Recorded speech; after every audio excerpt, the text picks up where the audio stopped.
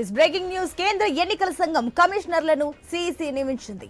కేంద్రం ఎన్నికల కమిషనర్లుగా కేరళకు చెందిన జ్ఞానేష్ కుమార్, పంజాబ్ కు చెందిన సుఖ్బీర్ సింగ్ సంధులను సిఇసి నియమించింది. కేంద్ర ఎన్నికల కమిషనర్లుగా ఇద్దరు కమిషనర్లను హై పవర్డ్ కమిటీ ఎంపిక చేసింది. సెలక్షన్ కమిటీ సూచనలతో రాష్ట్రపతి ద్రౌపది ముర్ము ఇద్దరిని నియమించారు.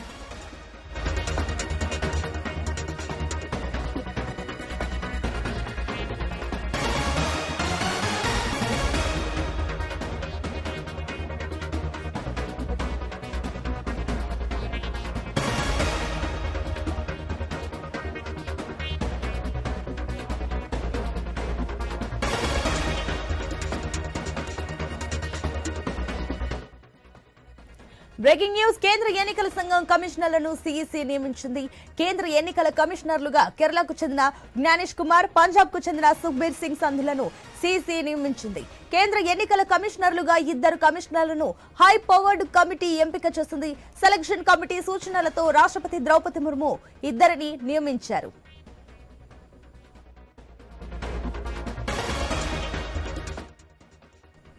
రైట్, ఇదే అంశానికి సంబంధించి మరిన్ని డీటెయిల్స్ మా ఢిల్లీ కరెస్పాండెంట్ రామకృష్ణ అందిస్తారు. ఎస్ రామకృష్ణ. ఇక కేంద్ర కొత్త ఎన్నికల కమిషన్ల నియామకమయ్యారు. ఇద్దరు ఎన్నికల కమిషన్లు నియమిస్తూ కేంద్ర ప్రభుత్వం నిర్ణయం తీసుకుంది. కేంద్ర ఎన్నికల సంఘం నూతన కమిషనర్లుగా సుఖ్బీర్ సింగ్ సంధు, జ్ఞానేష్ కుమార్ ని ఎంపిక చేసినట్లు తెలుస్తుంది. మరి కొత్త ఎన్నికల కమిషన్ల ఎంపికపై ప్రభుత్వం నుంచి అధికార పత్రం రాకముందు ఎంపిక కమిటీ సభ్యుల్లో ఒకరైన కాంగ్రెస్ నేత ఆదిర్ రంజన్ చౌదరి ఈ పేర్లను బయటపెట్టడం జరిగింది.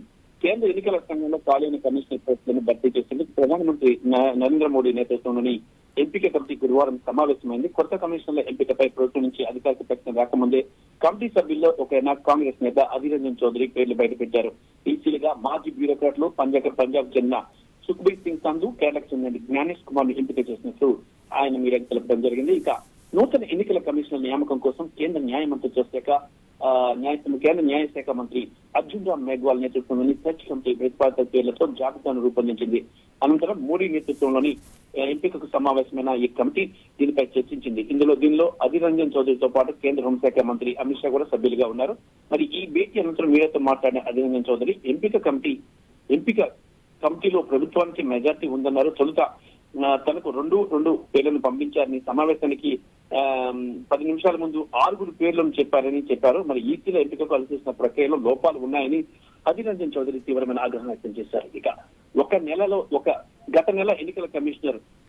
ఎన్నికల కమిషనర్ అనూప్ చంద్ర పాండే పదవి విరమణ చేయగా ఇటీవల మరో కమిషనర్ అరుణ్ గోయల్ రాజీనామా చేశారు. దీంతో ఎన్నికల సంఘంలో 2 ఖాళీలు ఏర్పడ్డాయి.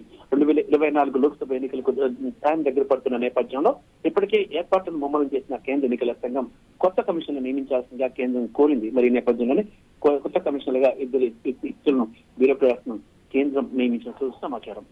ఇప్పుడు రామకృష్ణ, ఏదైతే ఆల్రెడీ కేంద్ర ఎన్నికల సంఘంకి సంబంధించి కమిషనర్లను సిఇసి నియమించింది కాబట్టి ఇప్పుడు ప్రస్తుతం చూసుకున్నట్లయితే ఇటు ఎన్నికల షెడ్యూల్ కానివ్వండి, నోటిఫికేషన్ కానివ్వండి, ఇక త్వరలో వెల్లడించే అవకాశాలు ఉన్నాయనుకోవచ్చా?